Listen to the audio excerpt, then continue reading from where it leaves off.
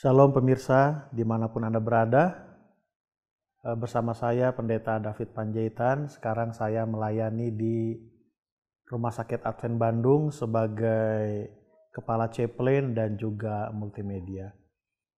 Kali ini saya mendapatkan satu kesempatan ataupun satu tanggung jawab untuk memberikan kesaksian dari pelayanan yang pernah saya layani.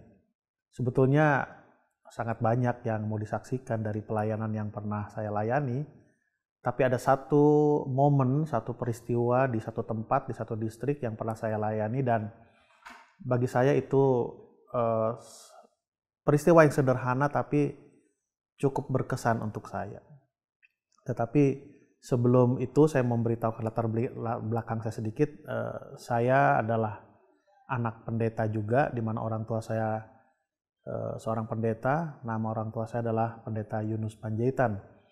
Beliau banyak melayani di Jawa Barat ini.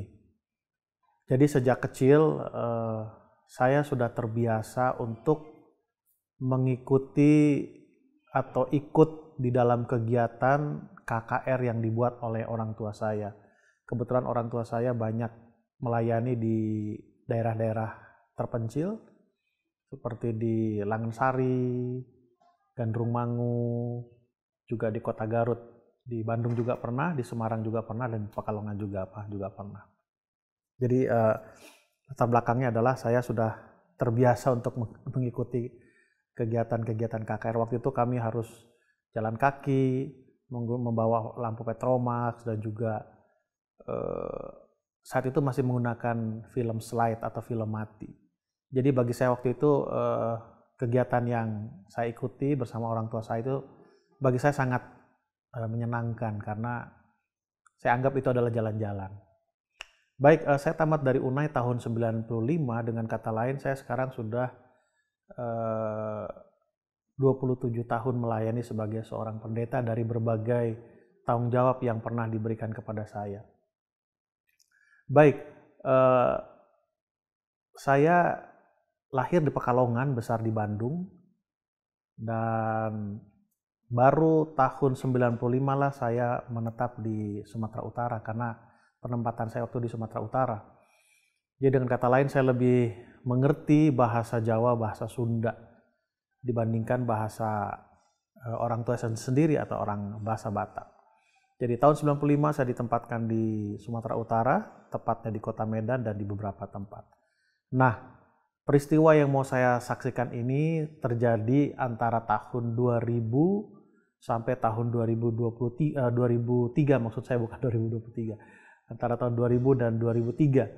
Saat saya dipindahkan ke distrik ini, saya sama sekali tidak bisa menggunakan bahasa Batak. Ya paling beberapa kata saja yang saya bisa mengerti. Nah, saat itu saya masih baru di sana, tahun 2000.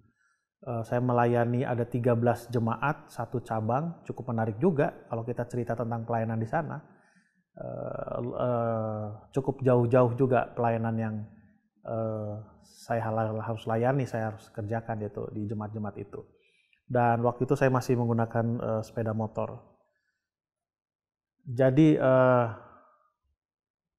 tahun itu saya berencana atau mengatakan kepada satu jemaat untuk mengadakan KKR. Pada waktu rapat pertama KKR itu saya umumkan, pertanyaan pertama yang muncul adalah berapa bantuan dari kantor daerah.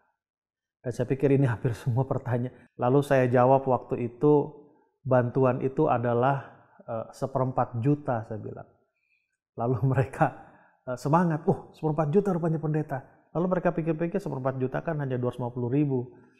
Lalu mereka bilang, pendeta kan hanya 250.000, mana cukup itu?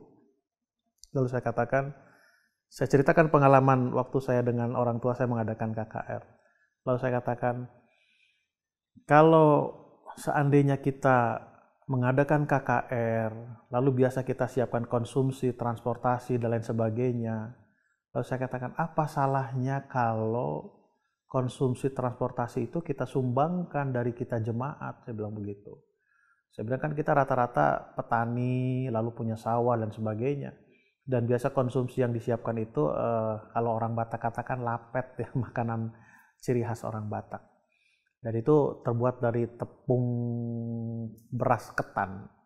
Terus saya katakan apa salahnya kalau kita satu keluarga mungkin bantu sumbangkan 1 liter beras ketan lalu kita lakukan. Lalu bagi saudara-saudara anggota yang mempunyai angkutan mungkin sumbangkan 1 malam untuk mengangkut para tamu yang mau hadir ke KKR. Mungkin bagi saudara-saudara yang punya kebun, ada pisangnya, ada ubinya, silakan bawa. Kalau saudara-saudara yang tidak punya kebun, tidak punya sawah, mungkin saudara mau membantu dengan cara memberikan 1 kardus minuman mineral dari gelas, mungkin silakan. Saya katakan waktu itu. Jadi pendek cerita saudara-saudara, kegiatan KKR itu berjalan. Dan saudara tahu, dana yang diberikan dari kantor daerah itu tidak terpakai. Karena anggota itu swadaya untuk menjalankan kegiatan kebaktian kebangunan rohani itu. Dan dana yang dikumpulkan itu mereka pegang lalu mereka izin sama saya, pendeta, bolehkah dana yang kami dapatkan seharusnya untuk KKR ini dan tidak terpakai kami gunakan untuk retreat jemaat? Oh silakan. Itu satu peristiwa yang dari sisi, saya mau ceritakan satu peristiwa yang sama tapi dari beberapa sisi yang berbeda. Itu dari segi persiapan dan pelaksanaan masalah konsumsi dan transportasi.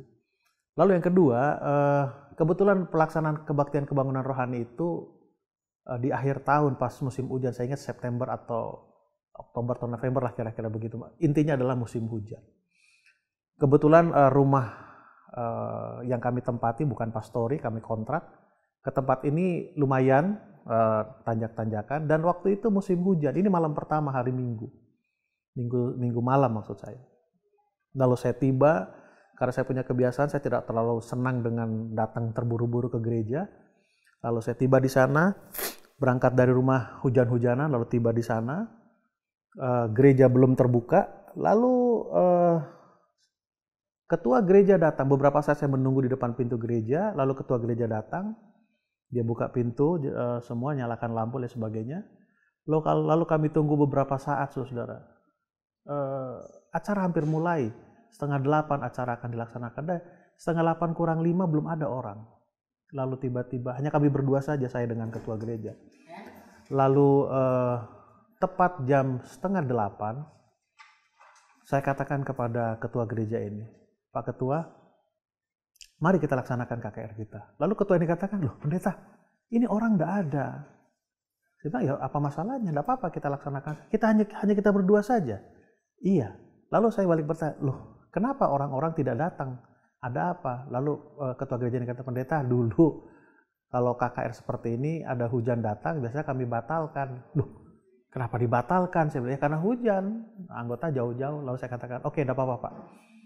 Kita tetap laksanakan KKR ini. Loh, jadi gimana pelaksanaannya pendeta? Tidak apa-apa, saya bilang. Bapak protokolnya, Bapak pimpin lagu, Bapak doa pembuka. Setelah itu saya bicara, pendengarnya Bapak. Serius pendeta katanya. Oh iya serius, saya bilang begitu. Lalu pendek cerita, kami laksanakan itu saudara-saudara. Dan saya memang bicara seperti cara saya bicara kepada orang yang hadir banyak di acara KKR itu. Selesai. Lalu di akhir KKR itu ketua gereja ini kata, pendeta kenapa pendeta lakukan itu? Lalu saya katakan begini, Pak Ketua, kebaktian kebangunan rohani, artinya ini acara kebaktian di mana kerohanian kita harus dibangunkan. Kebaktian kebangunan rohani, artinya kerohanian kita tidak akan bangun, atau apabila kerohanian kita tidak bangun, tidak hidup, maka kehidupan kerohanian kita tidak bisa dilihat oleh orang lain.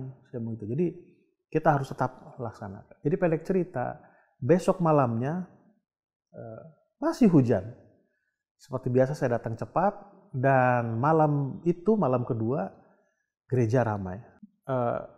Peristiwa itu saya mengambil satu kesimpulan bahwa sering kita berpikir bahwa kebaktian kebangunan rohani itu atau penginjilan itu diutamakan untuk orang-orang yang belum mendengarkan pekabaran selamat. Tidak. Bagi saya adalah kebaktian kebangunan rohani atau penginjilan melalui kebaktian kebangunan rohani pertamanya adalah untuk kita yang sudah mengenal kebenaran, di-refresh kembali. Itu kembali saya kata itu adalah satu peristiwa yang saya sampaikan dari sudut yang berbeda. Lalu sudut pandang yang berikutnya, pada waktu kami rapat untuk mengadakan kegiatan itu, anggota bertanya, "Pendeta, nanti bahan pembicaranya apa?" katanya. Waduh, berarti mereka ini sudah terbiasa mendengarkan khotbah-khotbah KKR. Lalu saya berpikir jawaban apa yang mau saya berikan. Lalu saya ada ide berpikir seperti ini. Lalu saya katakan seperti ini. Saudara-saudara, saya melihat, saya bilang, kita punya kebiasaan makan, menu makanan. Di rumah dengan pergi ke rumah makan atau restoran itu saya pikir sama. Contoh, kita di rumah makan nasi, ada lauknya, ada juga sayurnya. Lauk itu biasa tempe tahu ataupun ikan, atau bagi saudara yang suka makan daging. Lalu sayur itu ya saya sebut saja kangkung lah, sawi dan sebagainya. Jadi pada waktu kita pergi makan di restoran, umumnya kita memesan makanan yang biasa kita makan. Nasi, bagi yang vegetarian makannya tahu tempe juga, telur. Lalu yang makan ikan ya ikannya gurame juga, ikan emas. Lalu sayurnya kalau enggak cak kangkung, sawi, pakcoy dan apa sebagainya. Lalu saya katakan seperti itulah KKR itu. Yang kita dengar itu bahannya sama, baik itu kebaktian sehari-hari ataupun kebaktian di KKR, yang membuat itu berbeda adalah suasananya. Suasana rumah dengan suasana restoran. Suasana ibadah pribadi, ibadah keluarga dengan suasana ibadah bersama orang yang lebih besar lagi.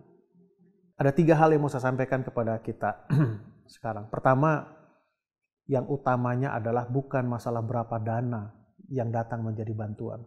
Kita harus membangkitkan rohani anggota, khususnya masalah berkorban. Karena kegiatan kebaktian kebangunan rohani itu, kalau semua anggota jemaat terlibat, merasa terlibat, dilibatkan, lalu mengorbankan apa yang mereka punya, saya pikir tidak akan pernah ada KKR yang kekurangan dana. Lalu yang kedua, kebaktian kebangunan rohani itu menurut saya adalah yang utamanya untuk orang-orang yang dekat dengan kita, lalu setelah kerohanian kita hidup, maka itu akan dilihat oleh orang-orang. Dan yang terakhir adalah kebaktian kebangunan rohani itu sama seperti yang saya katakan tadi, makan itu. Ya, menu makanan kita di rumah dengan di rumah makan, di restoran itu sebenarnya sama. Cuman hanya beda suasana, lebih refresh. Bukan apa, untuk merefresh di sini. Sedangkan apa yang sudah biasa kita konsumsi di rumah itu akan kita nikmati juga di restoran. Tetap semangat, Tuhan berkati kita. Amin.